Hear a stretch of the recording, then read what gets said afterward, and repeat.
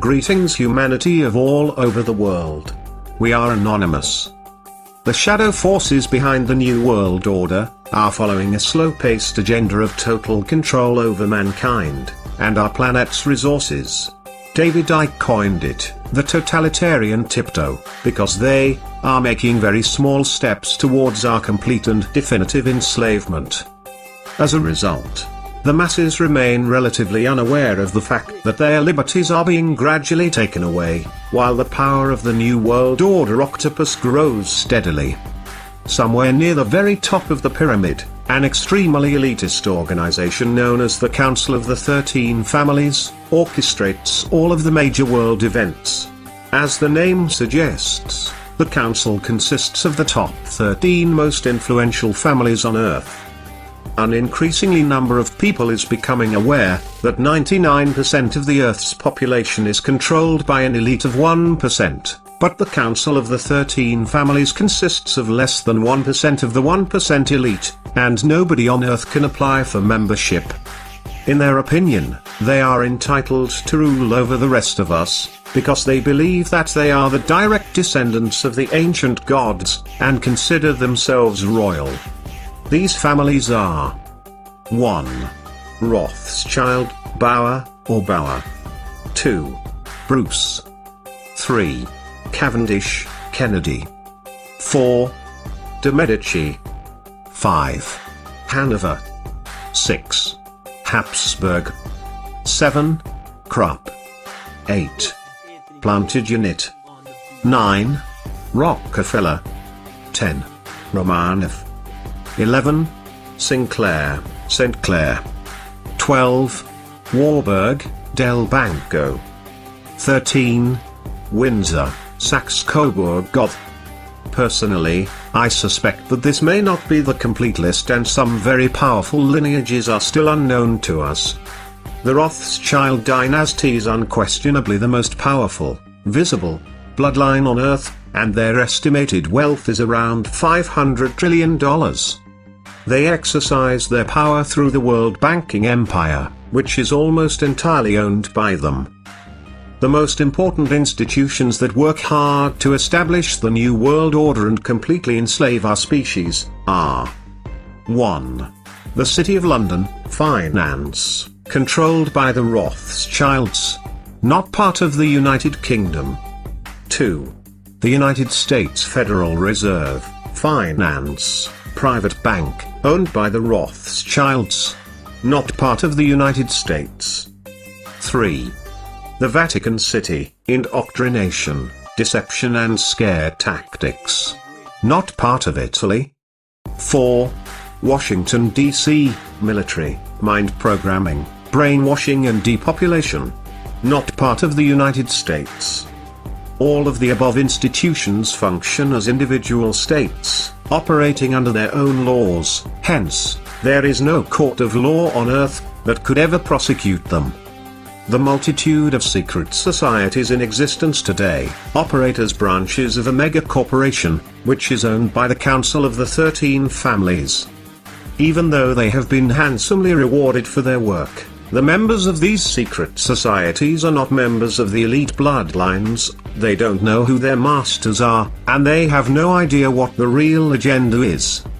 Another mass enslavement tool that they are using against us is the so-called educational system. Schools are no longer what they used to be, and children are learning to memorize without thinking, and obey without questioning. In fact, this established educational system is extremely expensive to keep operational, and obsolete in the age of the internet. Why obsolete? You may ask. Because the internet gives us free access to almost infinite amounts of information. So why are we still paying huge amounts of money for governmental education? Because the world's elite require that our children learn conformity and inside-the-box thinking. Mankind's faith is hanging in the balance right now, as the control of the New World Order octopus spreads. On the one hand, we are very close to our complete enslavement, while on the other hand, we could easily crumble to the ground their pyramid of power, by simply uniting against their deception in a peaceful revolution of minds, hearts and souls. We've asked for years what their greatest weapon of enslavement is. Is it poor education combined with constant indoctrination? Is it the fear generated by religion? Is it the fear of being punished, jailed, or killed by the system? Or is it the invisible enslavement of the monetary system? In our opinion, all of the above combined had a huge impact on our society and the way we think, but their biggest weapon is hands down the financial system. The financial system has stealthily enslaved our species, and now we are being used as currency slaves. We all work from 9 to 5 every day, in boring and depressing environments, not stimulated by anything creative or constructive.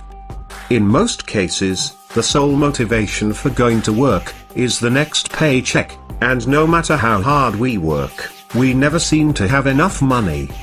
Have you ever wondered why megacorporations reaping billions a year in profits pay dozens of millions to their CEOs, and as close as possible to the minimum wage to the rest of the employees?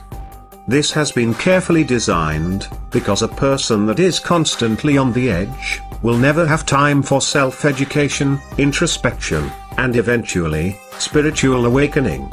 Isn't this our main purpose on Earth? To become spiritual beings, and by spiritual, we obviously don't mean religious, and complete the incarnation cycle. They don't need educated people, who are capable of critical thinking and have spiritual goals.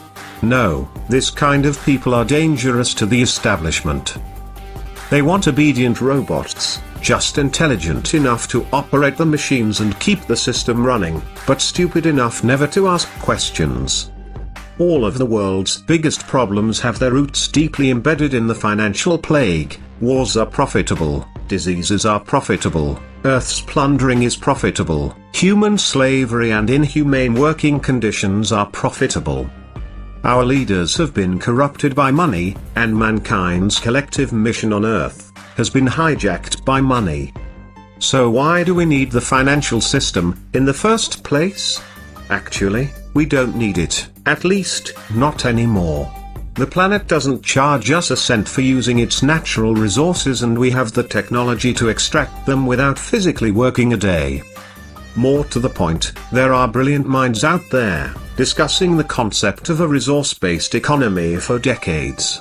One example is Mr. Jack Fresco, a brilliant industrial designer and social engineer, who spent most of his life designing the future. The cities proposed by Mr. Jack Fresco will be built by autonomous construction robots and will be eco-friendly and self-sustainable, earthquake and fireproof.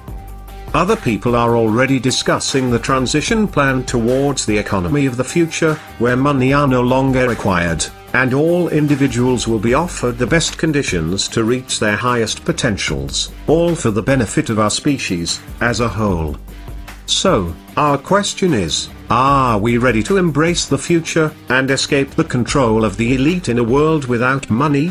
Or are we going to allow the New World Order plan to happen? We are all anonymous by default. United as one. Divided by none. To the rich, greedy, filthy slave creators. You will be removed. Expect that.